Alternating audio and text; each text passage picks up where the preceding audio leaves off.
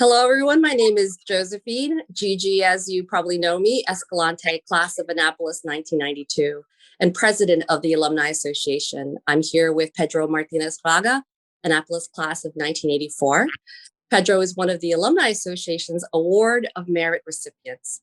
As we celebrate Alumni Week, we honor those alumni who have had a tremendous impact on the college community and the community at large.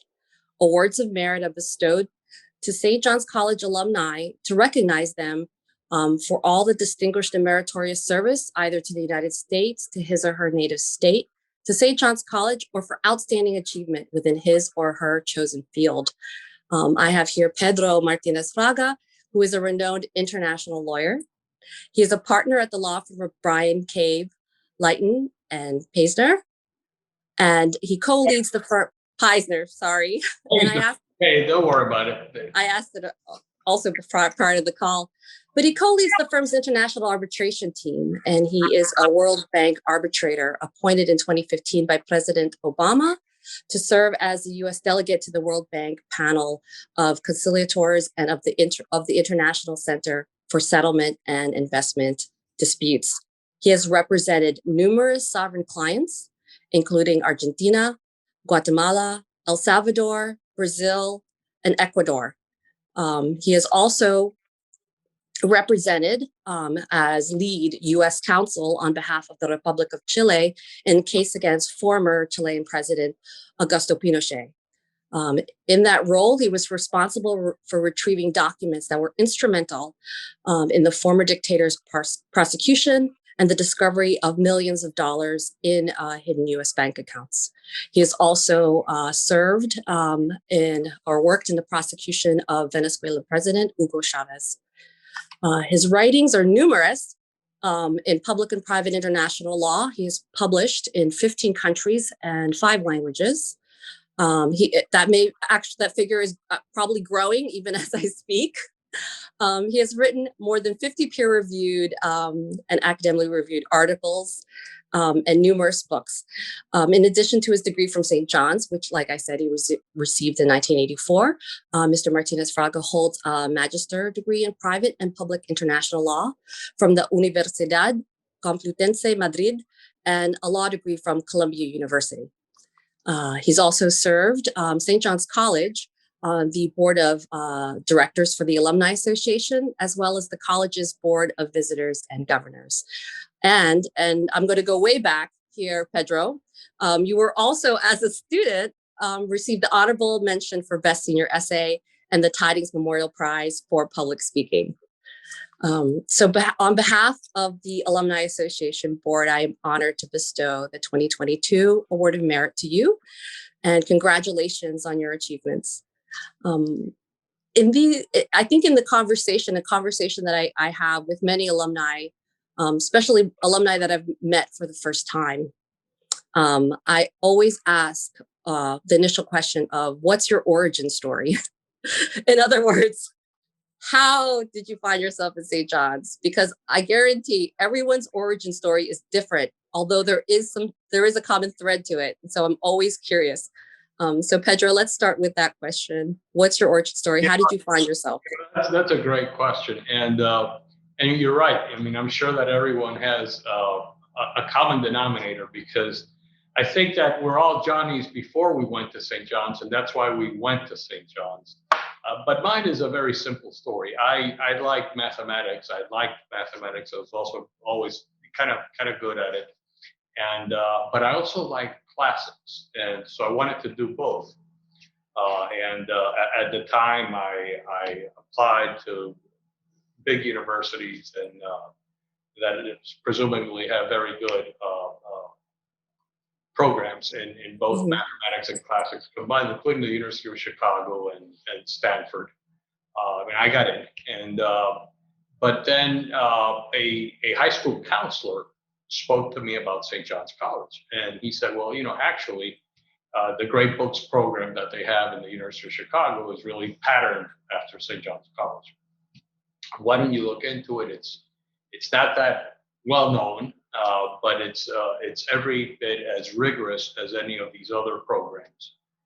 And sure enough, I applied, and I heard and learned that there was an alumnus here in the community who's a lawyer, Harvey Goldstein, who served Mhm. for many, many years on the Board of Visitors and Governors, and who's I think he went to St. John's and then to Yale Law School.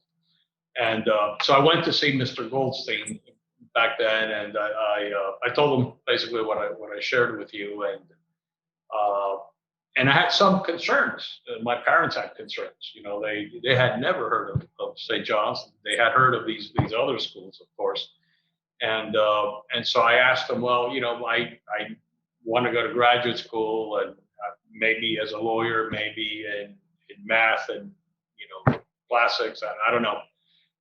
But will people know this school? You know, am I hurting myself by going here rather than going to a place that is better known and not necessarily a better school, not necessarily a place that will give you a better education, but better known. And he convinced me. He's a good lawyer. He convinced me that yes, that graduate schools do know St. John's, and that that's not going to be an issue. That wasn't a concern. So I sight unseen, I elected St. John's because I heard and learned that there were no requirements, and I found that to be very, very attractive. I heard and learned that there was an 8-to-1 student faculty ratio. I found that extremely attractive. As well, I learned that there weren't textbooks, but rather that these Mhm. materials, source materials. And I also thought that that was so intriguing and amazing. Uh, so all of this, I fell in love with the concept and the idea, but mostly this whole thing that this is the pure uh, melding, if you will, of the liberal arts, of the classical Southern liberal arts, and that this was the place where you got that. Both, if you're interested in science, you get that. And if you're interested in literature, philosophy, theology, you get that as well, and you get it in an incredible way that's really not accessible anywhere else. And that did it for me, did it for my family, and the rest is history. I think you also expose a common thread, another common thread for Johnny's, which is a kind of fearlessness or a strength of their convictions. Once they figure something out to be true, despite kind of hesitations or other people's hesitations, I should say, they pursue it, and so I think that's another thing that kind of is a hallmark of Johnny's. I agree with you. I To think dive in. courageous. Yes, courageous. Exactly. Exactly. So this is a question I think that would be really helpful for those that are actually in the program right now. So students and maybe parents, like your parents, who weren't entirely convinced of St. John's and how it would turn out for you. How did you, I guess, navigate your St. John's education into the career that you currently have with international arbitration? So after you left St. John's, how did you go into that field? Well, I ended up applying to law school, and I was fortunate enough to get a fully paid scholarship to Columbia University School of Law, Mm-hmm. so I enjoyed law school a great deal. I felt that St. John's was tremendous preparation for law school. I mean, just down amazing stuff because um, I in St. John's we read text closely, we question Mm-hmm. language, we do things that ordinarily are not done in most college programs. So when I got to law school was tailor made for me, I thought, and when I left law school and I went to work for a big firm, in that big firm, no one wanted to do international work. They thought that the international work was, not good. That the Mm-hmm. prestigious work was federal court practice, and that international arbitration was something that really wasn't glamorous or whatever. That was the thinking back then. So I was the youngest guy, the lowest person on the totem pole. So, and because I also speak Spanish, they said, well, let's give it to this guy. Let him run with all of these weird cases having to do uh, non-Americans and disputes, based upon investments in other countries or whatever. So I got involved that way in a kind of sink or swim situation.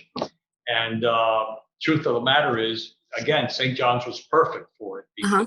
St. John's uh, opens your mind to other ways of thinking and other strategies and other cultures. And this was perfect. This went beyond the U.S. common law. You had to embrace principles of private and public international law. These are areas of law that are developing as we speak. They're completely unsettled, and especially the public international law of investment protection, which is what I do. So it's an area of law where critical thinking, synthetic and analytical skills are prized. It's also an area of law where, as a matter of law, learned treaties and academic writings have normative binding effect. Mm-hmm. So it was very enticing to me to be able to say, well, I helped create the law that applies in my cases through my academic journal work and books. Mm-hmm. That's really fascinating. And I think that what you said regarding how our background equips you, how our education equips you to be able to go into an area where things are just developing is so key, because it's what we do starting as freshmen. We are thrown these original texts. We are told not to look at secondary sources. We are told to formulate our own ideas and do that with our peers, which is something which is a skill that I think, if you are in a situation where there are no breadcrumbs, so to speak, for what you're doing, if you are creating things that are new and new standards, that your St. John's education kind of has prepared you for 4 years straight for that type of exercise. And there is, going back to that fearlessness, it's something that you've done as a student. So doing it professionally speaking makes, Yeah, there's a misconception about St. John's with respect to people who really don't understand the program and the college and what we're about. Mm-hmm. St. John's is, and the misconception is that St. John's is a purely theoretical school where you don't learn any practical skills that can translate into the marketplace of pragmatic professions: architecture, engineering, medical profession, law, deeply pragmatic professions. I disagree. I mean, St. John's is the most pragmatic and theoretical of trainings and of learning that you can receive, because St. John's teaches you to learn. It teaches you to be able to process information, to dissect that information, to make sense out of that information, and also to try to reconfigure that information pursuant to whatever different paradigms you yourself may even construct. And so it is a profoundly practical training that you receive at St. John's College that enables you to, I believe, excel in graduate school and excel in any of the practical professions, most notably engineering, architecture, medicine. Mm-hmm. Mm-hmm. And which students? I'm going off a little bit off of the questions that I sent you, just because I'm curious. Don't worry, something. I didn't have time to look at your question. Okay.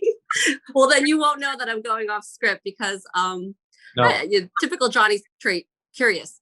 So I'm curious as to what kind of student, what kind of person do you think would be perfect for St. John's? I don't think there's a prototype. I think that I do think that there are elements to a Johnny. Someone who obviously has a passion for reading, someone who likes to think, someone who understands the value of challenging untested assumptions, and just as importantly, identifying untested assumptions. Someone who is inquisitive, someone who wants to develop his or her analytical skills and potential to think critically. So I think ultimately the critical thinker who has a passion for reading and for thought and for working out problems too. So much of what we do as Johnnies is problem. I don't want to say problem solving, but it's problem analysis.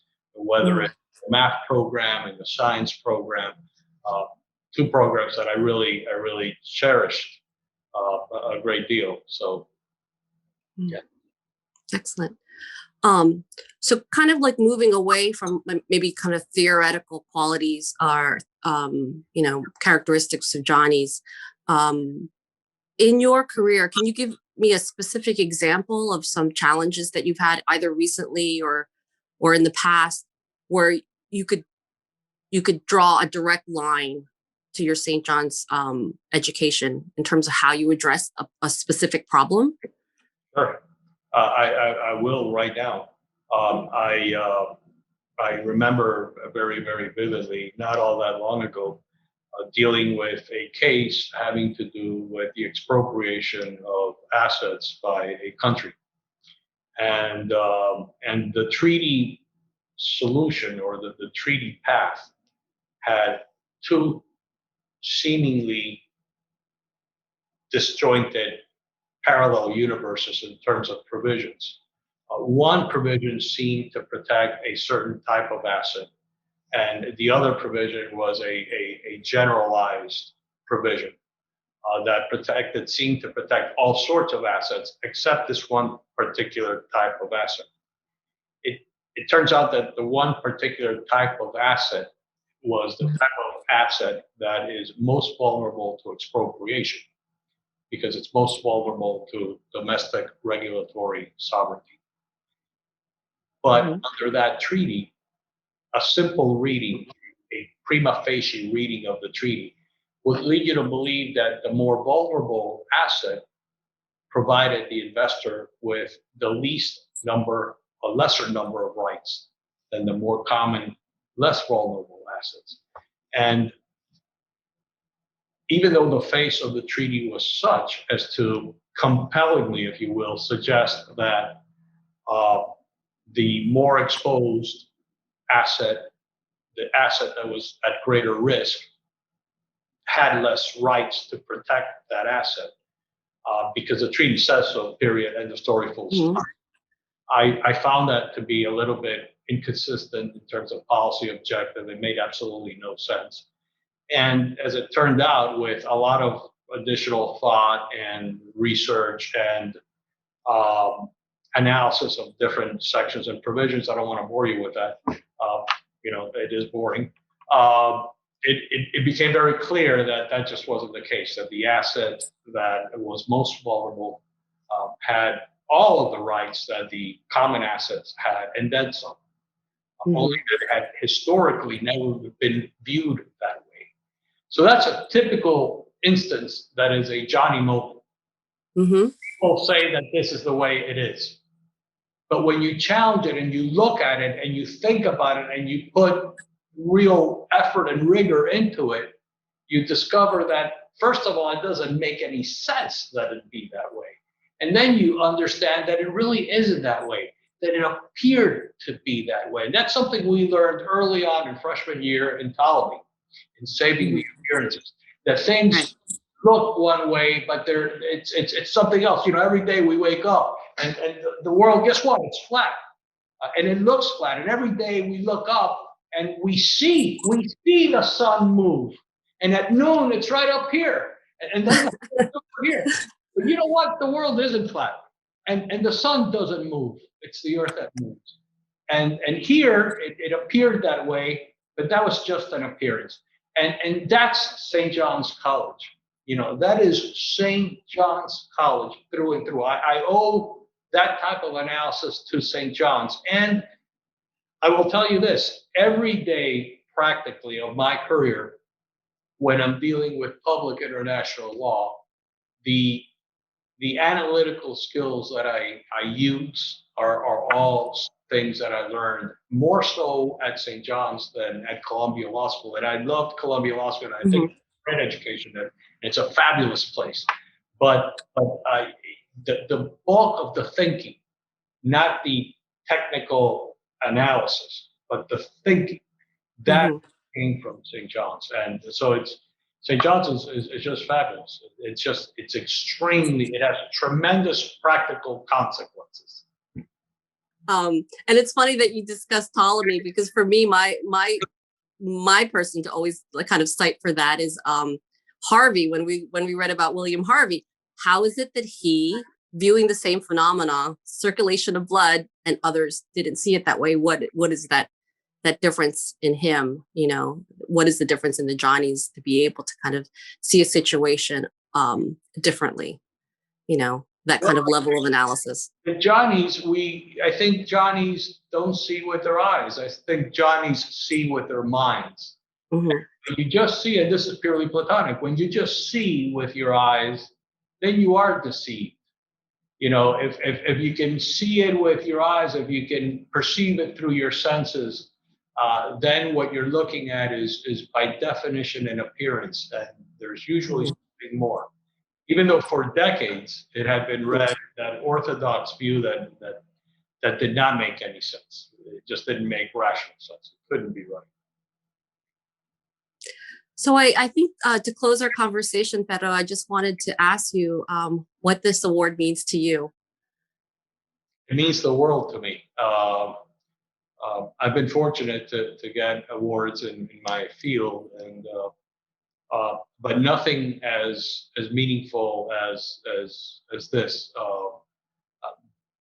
First of all, I don't deserve any award on anything, so I'm very grateful that I'm being recognized somehow for something. But this means a great deal because St. John's is so important in my life.